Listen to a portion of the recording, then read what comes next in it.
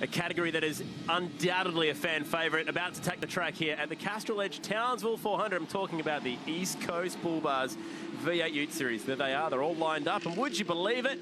It's a birthday boy who's managed to go ahead and get himself the pole position, and he's on the front row of the grid with Kylie. Well, Reece McNally, you love these street circuits. You've put on another flyer in that qualifying session. Can you get through these concrete walls, though, in this ute category? Yeah, you know, I love street circuits. I love the, you know, the proximity to the walls and I guess the risk for reward factor. So absolutely love being up here. Townsville's a great track. So hopefully we can repeat our qualifying performance and bring it home on top. Now, from memory, you did okay here last year too. Yeah, we finished second for the round here, so so far we're doing everything to try and make that one better. But as we know in utes, anything can happen. I'll leave you with that thought. Yes, you're right. I'm not quite sure how he manages to see out of that helmet. It's an interesting one. There's the points as I welcome Paul Morris in to commentary. And he's managed to hold on to that extended lead in the points after getting off a judicials hearing on Thursday, Roll Harris. He has, and just backing her up a bit before the line. He must have been a bit close to the line, so spoke to Ryle after qualifying.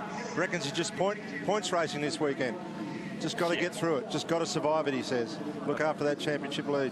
I've heard that all before. Let's just see how he goes when the green flag drops. When the flag drops, he might have a different plan, but we're looking to see how many we end up with this reverse grid race for later on. We never know. There is the man who won the first ever race on the streets of Townsville. The Utes were first on the schedule back in 2009, and it was George Miedeke who took out that win and is looking forward to a good result after qualifying outside of the top 10. So we're nearly set as we are about to go off on the warm-up lap. This will be the first of 3 races this weekend, round 4 of the V8 Utes.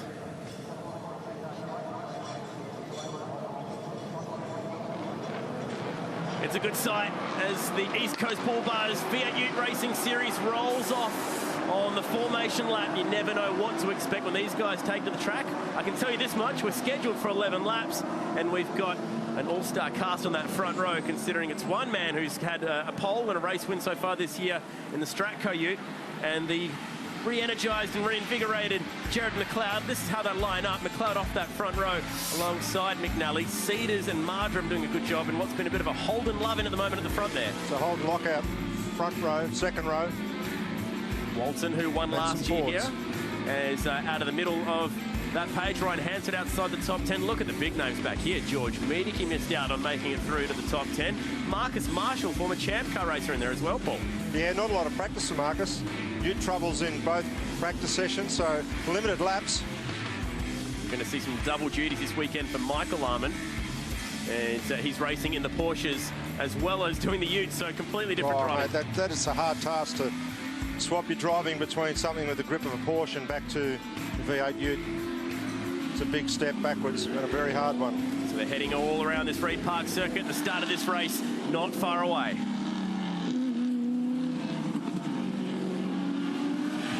So it's a Yokohama tyre, trying to build as much heat as you can into it, which shouldn't be too difficult. Umbrella's used only for one thing in this part of the world in winter, and that's keeping the sun off the head. Yeah, track temps up, and the guys just working the front tyres there. Easy to get heat in the rear tyres because you just step on the loud pedal, but swerving the car, using the brakes, trying to generate some heat into the Yokohamas. Number of onboards running around in this series, one of which is in the Skyreach Shamrock Racing Ute of Lee Nicolau. That there is a pretty handy spot to watch from as they run up to the last corner on the track. It is. Now, good Paul, spot. We've seen plenty of chaos here in the past down at turn 2 when you throw the better part of 28 utes into one corner at around 200 k's an hour. It's usually fairly chaotic. Well, it's a super long straight with a little bit of a right-hand kink in it, so the right-hand tyre doesn't get any work. It's cold. It's not up to temperature. Then you've got to try and stop the car and turn right. So look out for it. You're going to see a lot of right-hand side front tyres locking into turn 1. And it takes about 1, maybe 2 laps to get that right front up to temp. And then you can really lean on it. So watch out for that. To the left of screen, the Stratco Ute of Reece McNally. To the right, we've got Jared McLeod. It's Chad Nolan alongside Paul Morris for the first of 3 races. The second is reverse grid, but the trick is they don't know what the number will be reversed. So the minimum's 8. Could be anything up to, I think, about good 8 to 16, I think it is. Yeah. So the bubble is 8. That dash for 8th position is where you're going to guarantee yourself an invert. whoever wins this race gets to actually pick the number that they invert. Here we go. The round at Darwin. The round at Darwin, Paul, was something else. These guys put on an incredible show. Are we going to see something similar? Can Reece McNally convert from pole position, which he couldn't do in Adelaide?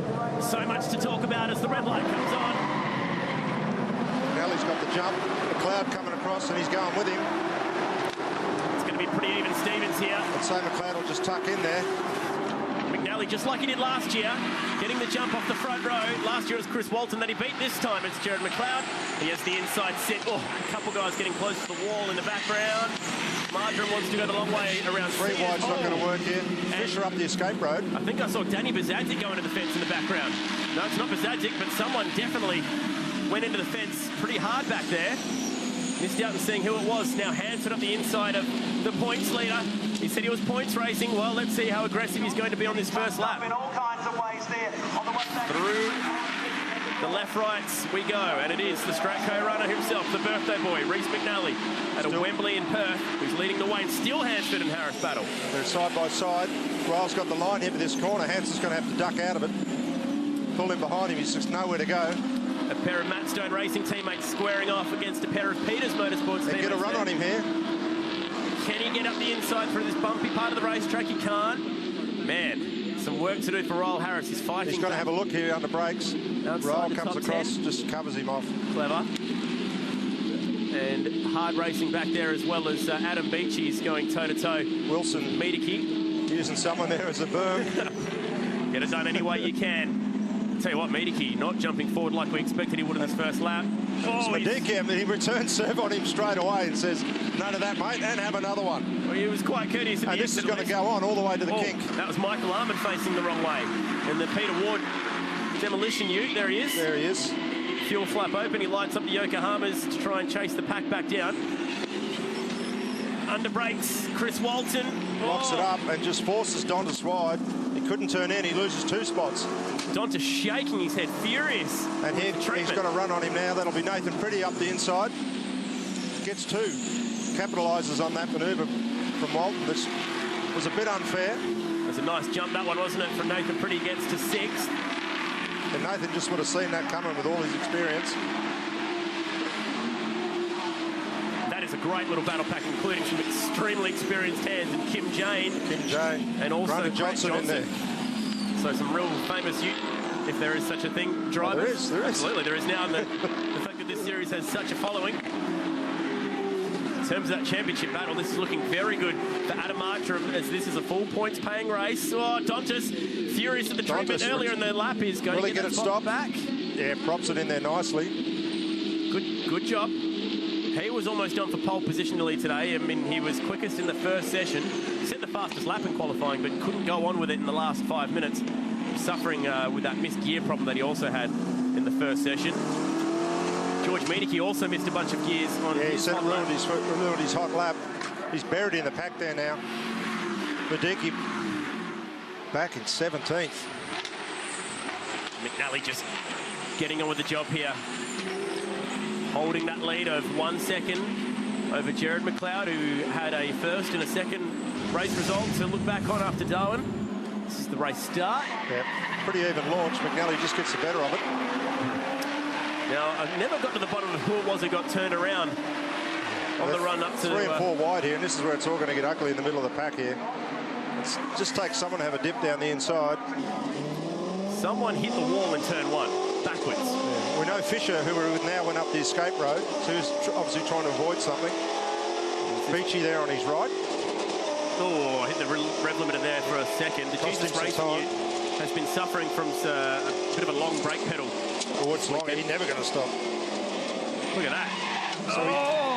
So he has to press the brake pedal harder to avoid hitting Grant Johnson, and then just locks the tyre. Yeah, it's been saying that in qualifying he was having to hit the brake pedal 4 or 5 times. Now watch the top of the screen here. Wait for it. There, Oakland's and Edge getting together. Got a bit of an overlap. Hooked up on his rear of the car here and just hooked him into the wall, I'd say. On board with Chris Walton. He's got Gray ahead of him. Being pretty courteous. Freddie 3 wide hanging out to dry there. He's fought back well. Couple of scrapes. Fair bump. And still Fisher struggling with these brakes here. Oh, that was the... okay, so Peter Burnett looks to be the one who may have got together with Michael Arman there in the Ward demolition car. And at the front, it's still this man, though, the Stratco Ute, holding that lead now of 1.3 seconds, so he's extended it. He's also set the fastest lap of the race on that last lap, so this is all great news for the birthday boy. It's a big margin in V8 Ute racing, 1.3 seconds. McLeod's trying to go with him and just sneaking away from Cedars at the moment. This is great news for the Auto 1 Ute of Adam Marjoram with the points leader back in 11th. He is going to take some points back on that championship charge. He'll probably move back to second as well. Yeah, I think he's going to do it all weekend too. Ryle's just got no speed. You watch Ryle's in 11th, and you just watch. He'll get 11th in the draw, and he'll be off the front row tomorrow. He's going to need it because he's got lead in the saddlebags. He's weighed down. He's carrying that extra weight, and there's nothing he can do. We saw him hamstrung last year at this event, but he was actually in that Ute. Yep. Actually, it was sponsored by All Purpose. It wasn't that particular Ute, but he had a bit of a rough round here last year, and then really picked his socks up from Sandown onwards, and has been the #1 man of the competition in the last 12 months. This was the last time we really saw him have a bad run. So it's still tight towards the front there. McNally on top at the moment, but there's still a long way to go. It's McNally, McLeod, Cedars, Marjoram, Gray wrapping up the top 5, but we're not even at the halfway yet in this first race of the weekend. Now Medicki over to the left-hand side. He's backing up big slowing. Second in the championship and with a problem. George Medicki crawling down the front straight, dropping down the timesheets. And what an awkward time to have that problem start just after missing the pit entry. To notice then that you've got an issue is too late by about 5 seconds. It's too late anyway in this sort of racing. You can't afford to have a pit stop. And as you see, Cedars now looking lively. Eating away at the back of McLeod. Marjoram coming with him. This is where we're going to see some action. This is good. It's a strong battle pack, that one, fighting for second. It's crabbing down the road. So he's buried in the pack there. He obviously picked up a few war wounds. Maybe something happened at turn 13. Yeah. Him and Wilson were getting at it. Looked like Wilson, we didn't see what happened on TV, but...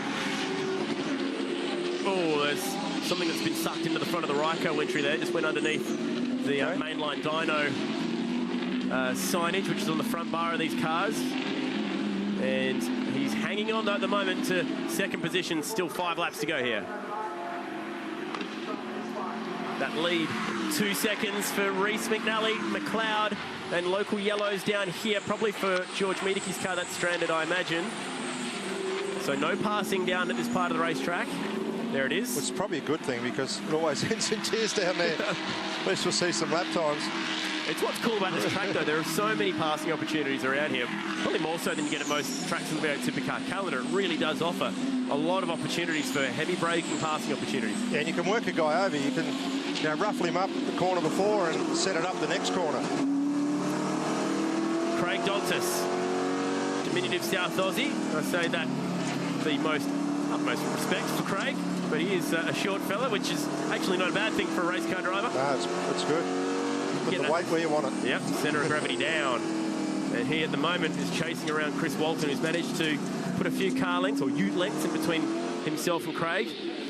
Okay, so here we've got McLeod, who's starting to catch back up a little bit. He's actually started to put 1 or 2 car lengths of his own now on Cedars, which is very impressive.